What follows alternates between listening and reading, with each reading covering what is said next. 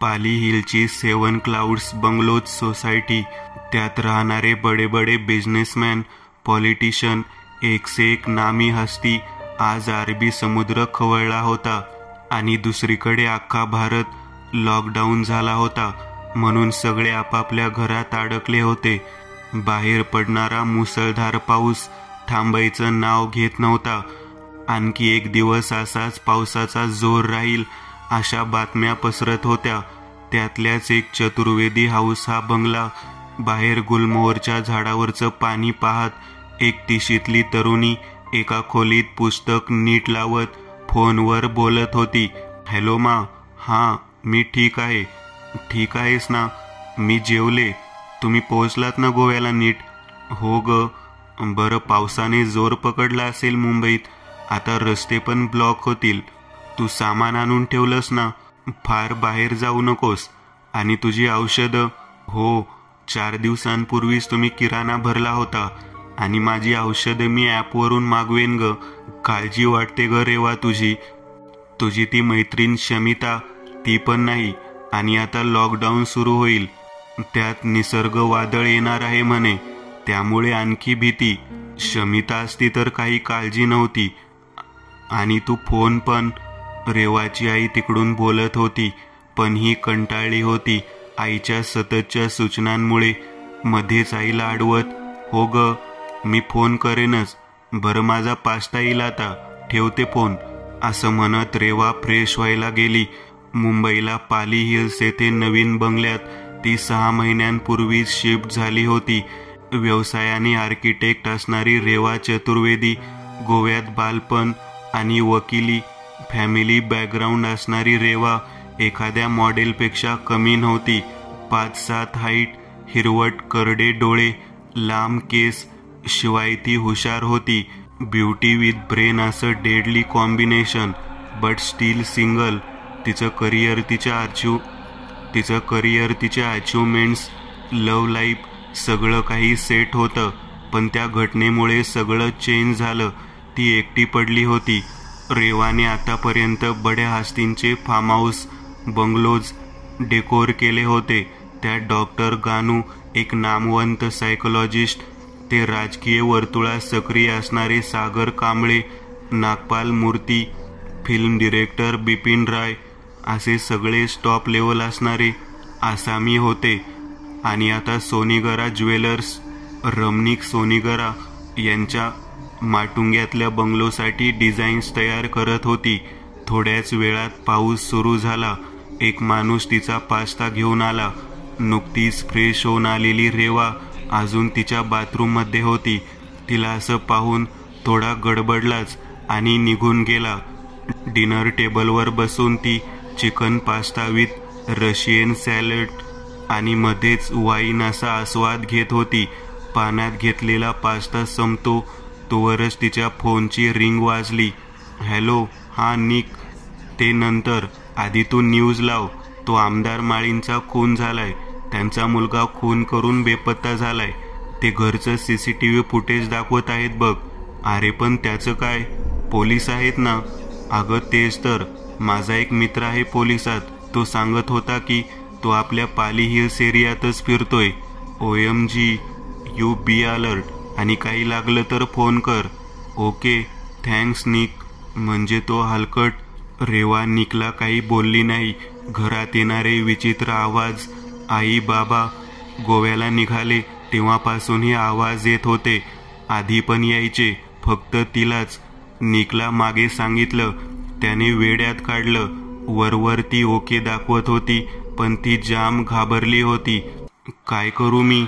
हा आवाज मलाच येतोय का? पण आता दुसरा कोणीच नाही. कुणाला सांगू? कुणीतरी आहे इथे. Divert your mind. मी कामाला बसते, असा मनातल्या मनात विचार करत राहिलेला पास्ता आणि सॅलड तिने फ्रीजमध्ये ठेवले आणि खोलीत गेली. लॅपटॉपवर कॅड ओपन करून मी सोनीगरांच्या प्रोजेक्टवर काम करत बसली. वादळी पावसामुळे सगळे रस्ते तुंबले होते. एवढ्यात लाईट्स गेले. ती दचकलीच. आणि इतका वेळ शांत असणारी रेवा पुन्हा पॅनिक झाली. आजूबाजूला दाट झाडी, लाईट्स गेलेले आणि तिच्या घरात एकटी. तिला बाहेर काहीतरी हालचाल जाणवली. एका हातात रॉड घेत मोबाईल टॉर्च घेऊन ती खोलीतून बाहेर आली. जिना उतरून ती खाली आली आणि तिथेच इन्व्हर्टरचं बटन ऑन केलं. हॉलमध्ये एकच दिवा ऑन झाला. रात्रीच्या त्या भयान पावसात फक्त घड्याळाची टिक ऐकू येत होती. वीज कडाडली की तिच्या चेहऱ्यावरची भीती दिसत होती. दारावर टकटक झाली. जरा जरा वेळाने ती होतच होती. कपाळावरचा घाम पुसत ती पुढे सरकली. तिने पीप होलमधून पाहिलं. एक पावसात भिजलेला इसम हातात सामान धरून उभा होता. तिलाच हाका मारत होता. हा कोण कुठला? आमदाराचा खुनी तर नाही की चोर? मनात प्रश्नच प्रश्न होते. स्वतःला सावरत तिने दार उघडलं. कोण आहे? रेवा, अगं मी. कोण? आणि अनिकेत तू? यस, थँक गॉड तू ओळखलंस. तू इथे कसा? आणि मी का ओळखणार नाही? अगं बाहेर पाऊस पडतोय, गारटलोय, आत बोलूया. ओ आय एम सॉरी, प्लीज ये ना आत. नीड टू चेंज, पुरता गारटलोय. तू कॉफी बनवशील? यस, असं म्हणत तिने त्याला खोली दाखवली. टॉवेल दिला आणि कॉफी बनवायला आत गेली. कॉफी घेऊन ती आत गेली. दाराबाहेरच ती उभी होती. तो अजून चेंज करत होता. त्याचं घट्ट पिळदार शरीर. 4 वर्ष झाली ब्रेकअपला, पण अजूनही तसाच दिसतो, तसाच फॉर्मल वागतो. असे अनेक विचार येत होते, पण तो माझा नाही असा विचार येताच ती भानावर आली आणि दाराबाहेरूनच त्याला हाक मारली. इतक्यात लाईट आली. कॉफी पिताना दोघांच्या गप्पा सुरू होत्या. दोघेही किस्से आठवत भूतकाळात रमले होते. अनिकेत कटारिया तिच्यासारखाच आर्किटेक्ट होता आणि पक्का बिझनेसमॅन. त्या बाबतीत तसा श्रूड होता. एकच कॉलेज, नंतर एकाच ठिकाणी जॉब, त्यानंतर पार्टनरशिप.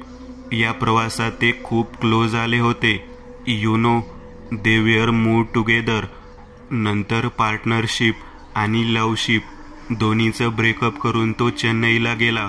तिथूनच कधी Hyderabad, Delhi, UK, USA, Maldives अशा ट्रिप्स होत होत्या. साऊथचे स्टार धनुष, रविकांत बाबू, गणेश दुग्गुबुत्ती अशा मोठ्या लोकांची घर डिझाईन केल्यानंतर अनिकेतची तिथे डिमांड वाढत होती. एकाकडे काम आवडल्यानंतर माउथ पब्लिसिटीमुळे त्याचा बिझनेस वाढला होता. काही दिवस ब्रेक घेऊन तो अलास्काला गेला होता. तिथून निघाला आणि ढगाळ हवेमुळे मुंबई आणि नंतर लॉकडाऊनमुळे तो तिथेच अडकला होता. हे सगळं ऐकताना मध्येच तिला आवाज येऊ लागले. तिची वाट न पाहता त्याने किचनचा ताबा घेतला आणि दोघांसाठी स्टफ पास्ता बनवला. कॅन्डल लाईटमध्ये दोघे भरपेट जेवले. बऱ्याच महिन्यांनी ती त्याच्या हातचं जेवत होती. किचन आवरताना ती त्याच्या शेजारच्या निकचे किस्सेही सांगत होती. ते ऐकताना मध्येच तो बाहेर निकच्या बंगल्याकडे पाहत होता. तोही त्याचे बिझनेस टूरचे किस्से सांगत होता. नंतर मध्येच कॉलेजचे किस्से सुरू झाले. त्यात रागिणीचं नाव निघाल्यावर इतका वेळ हसणारी ती एकदम गंभीर झाली. रेवा, ती आईबाबांबरोबर गेली गोव्याला परत. हे उत्तर ऐकून तो चपापला. ही खोटं का बोलते? कारण रागिणी तिची मोठी बहीण होती. रेवापेक्षा ती सुंदर होती. लग्नाच्या आधी अशाच एका रात्री ती आमदार माळींच्या घरी त्याच्या घराचे डिझाईन्स घेऊन गेली होती. वादळी पाऊस होता त्या रात्री. नंतर परत आली ती जखमी आणि विमनस्क अवस्थेत. तिच्यावर माळींच्या मुलाने हात टाकला होता. तिला कशाचीच शुद्ध नव्हती. आमदाराने त्याच्या पॉवरचा वापर करून केस दाबून टाकली. या सगळ्याचा परिणाम तिच्या मनावर झाला होता आणि बहिणीच्या अवस्थेला रेवा स्वतःला दोषी मानत होती. याच दरम्यान तिचं अनिकेतशी ब्रेकअप झालं होतं. तिच्या मनातून या घटना जातच नव्हत्या. त्यासाठी तिच्यावर गानूंची ट्रीटमेंट सुरू होती. फार न बोलता रेवा झोपायला गेली आणि तो पण शेजारच्या खोलीत झोपायला गेला. बराच वेळ त्याला झोप नव्हती. भूतकाळातल्या गोष्टी त्याला सतत डाचत होत्या.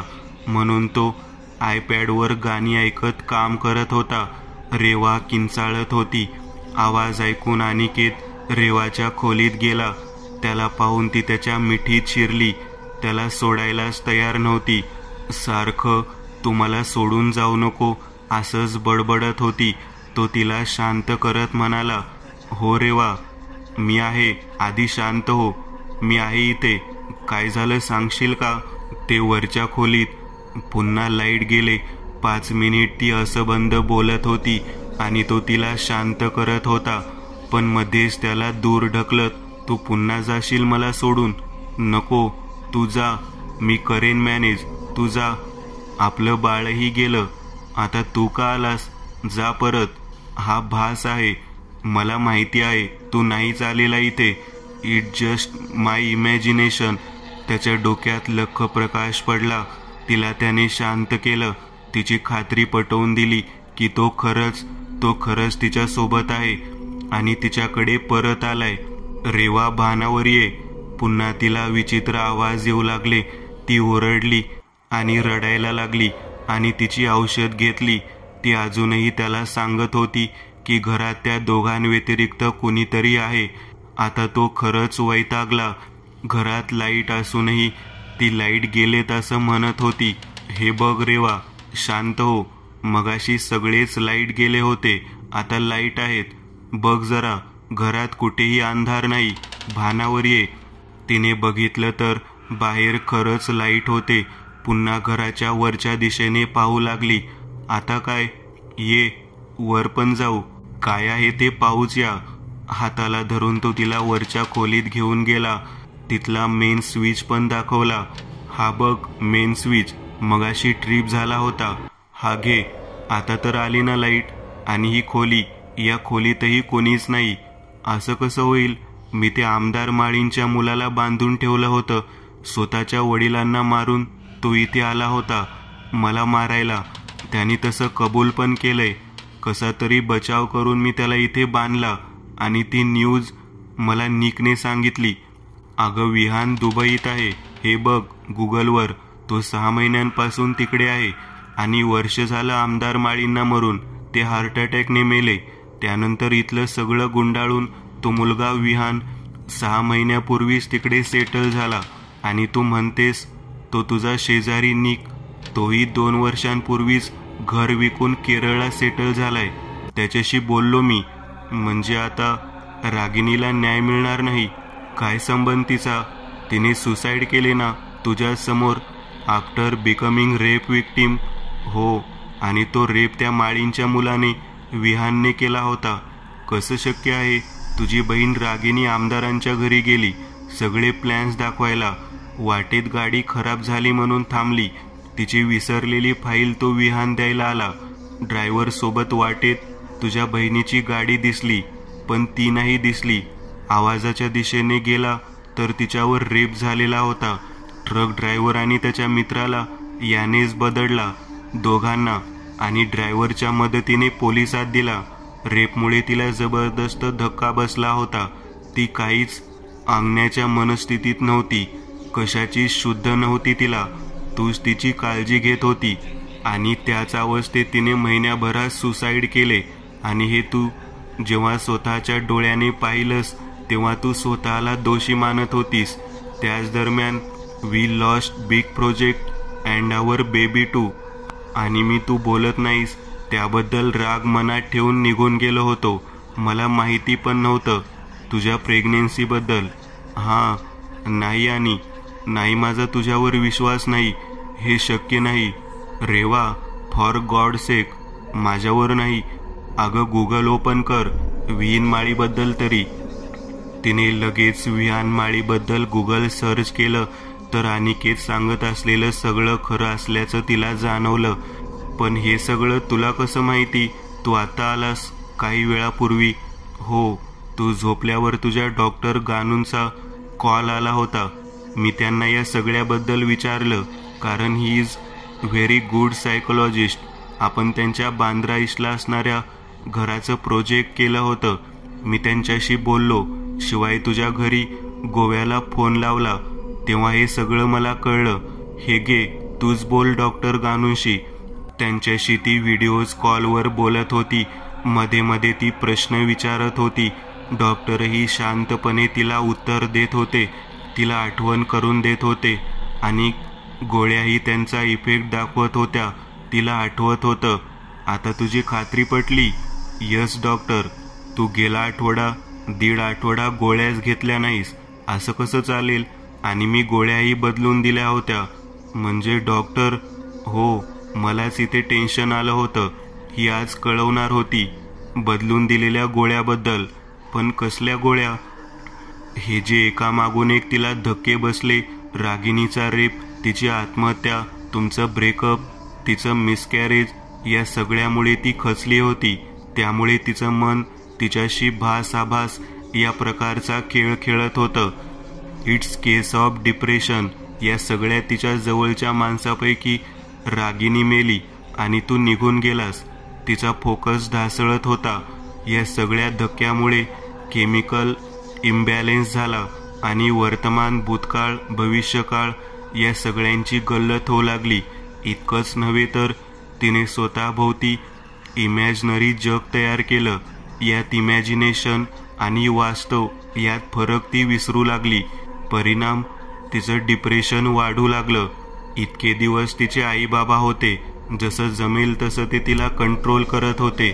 So she was becoming normal. पण आता या लॉकडाऊनमुळे ते गोव्यात अडकले आणि 8 दिवसापासून तिची मोलकरीण हिराबा पण नाही. ती येत होती तेव्हाही तिला औषध वेळेवर देत होती. शिवाय तिच्या तब्येतीबाबत मला वेळेवर रिपोर्टिंग होतं. यू डोंट वरी डॉक्टर, मी आहे. आता हिच्याजवळ मी अपडेट्स देत जाईन. या sure, and you can call me any time. त्या रात्री दोघं बराच वेळ, अगदी पहाटे 4 पर्यंत गप्पा मारत बसले. इतके वर्ष मनावर साचलेलं मळब आज उगवत्या सूर्यासोबत नाहीसं झालं होतं. आज खऱ्या अर्थाने दोघे पुन्हा एकत्र आले. पुन्हा वेगळं न होण्यासाठी. ते वेगळे झाले. त्याला जशी ती एक रात्र जबाबदार होती, तशीच त्यांना एकत्र आणणारीही ती एक रात्र होती. अशीच वादळी रात्र.